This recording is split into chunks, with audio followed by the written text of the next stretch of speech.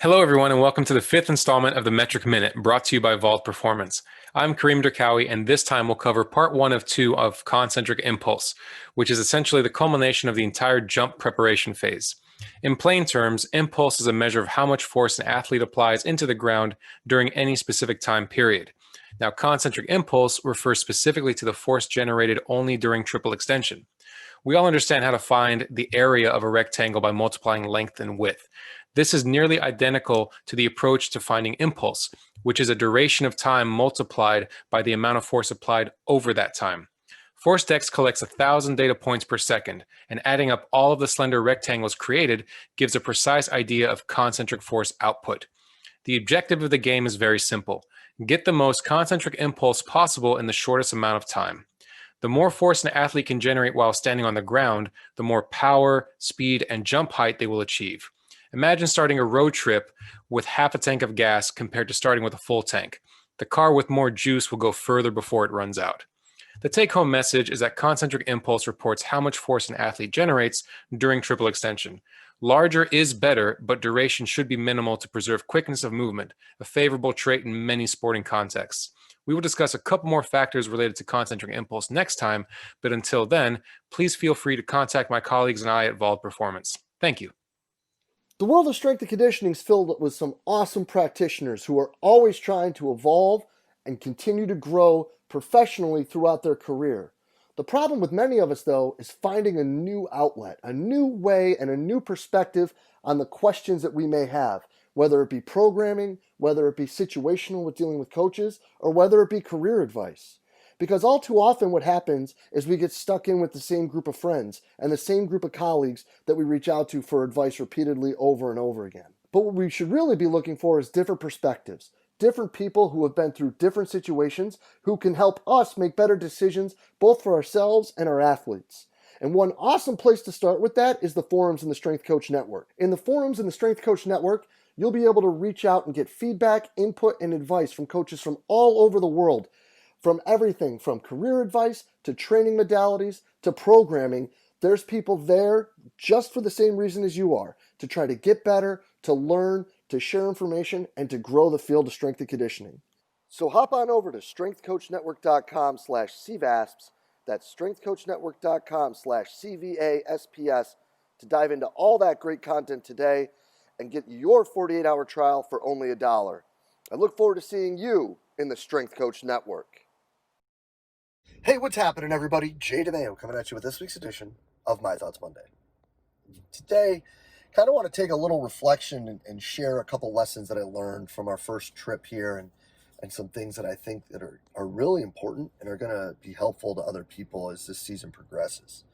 You know, we've talked forever, right, about how things are going to be different, expect the unexpected, and how crazy this time is, and all of this, that, and the third about living and trying to thrive in this pandemic. And I honestly can tell you that, you know, these first few weeks of the season have been no exception to that. And I think that a lot of us in these situations would agree with that these situations are arising, you know, and there is a lot of craziness going on, and there is a lot of, you know, just quick changes that are occurring, almost sitting here and putting us in a situation like Chris Tucker and Rush Hour, right? We're sitting there looking around like, which one of y'all kicked me? And that brings me to my first big lesson. And that is that we need to be exceptionally flexible. You know, flexibility at this point no longer means your ability to touch your toes. Flexibility is what are we going to be willing to do and able to do and adapt to help make sure things are rolling smoothly. Are you going to be able to, at the drop of a hat, run a workout? At the drop of a hat, get someplace to be tested, you know, or have plans to do X, Y, or Z with the group and then have to change it to another time? Are you going to be able to put on a different hat at times? You know, are you going to be able to sit there when you're on the road and communicate with the players to figure out what they need to eat and bring it to their rooms? Are you going to be able to do these things that are going to show up for all of us at times, that are going to be based on where you are, the situation with your team, and, you know, what the restrictions are for that area? let alone the conference you're playing in or against and all those things. How quickly and willingly are you going to be able to adapt to what is going on? And that leads me to my second point, and that is we need to be proactive in order to be reactive. Having a multitude of different plans for different outcomes in different situations set can allow for there to be some calming effect in the situation. What are you going to do if you're stuck in a quarantine or a pause or a shutdown? What are you going to do if there's a situation that does change the schedule? How can you help better the situation? How can you alleviate some of the stress? How can you buy time for people so that they're able to make sure things are moving smoothly? What are you going to be able to provide when it comes to assistance to other people on staff so that these situations can continue to go smoothly and you can continue to progress and move forward? Now, I can hear people saying right now, well, Jay, you're also the guy who said at times we have to stay in our lane. And at times we have to, kind of know our role and shut our mouth. And I'm not sitting here saying that you need to be jumping all over your dobos and telling them this, that, and the third about how they're supposed to operate. I'm saying maybe you need to be there to help them out. Maybe there are some things that you can do to help them. Maybe they need an extra half an hour to get something set or to get a meal prepped or to get something going. Maybe you can do something to help the team with that. It's a matter right now of doing what the game demands. And if you're willing to do what the game demands, it may be something that you have never done before.